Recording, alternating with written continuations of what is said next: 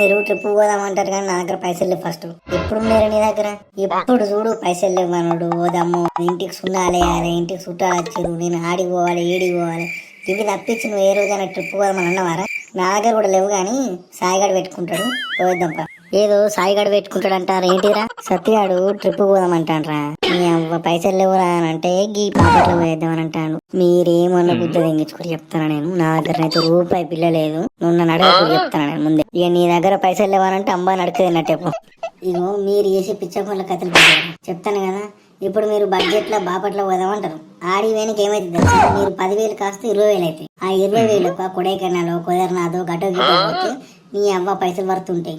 బాపట్లకు పోయి 20-30,000 ఖర్చు పెట్టుకుని వస్తారు తెలుసా? ఏం లేదురా మంచిగా 2,000 పోయేద్దాము. నేను చెప్తే చూడు లెక్క. ఏవో ట్రైన్ తిండికో 2,000, తానికో 2,000, మొత్తం కలిపి 10,000 పోయేస్తాం. నువ్వు ఎందుకు అదైతే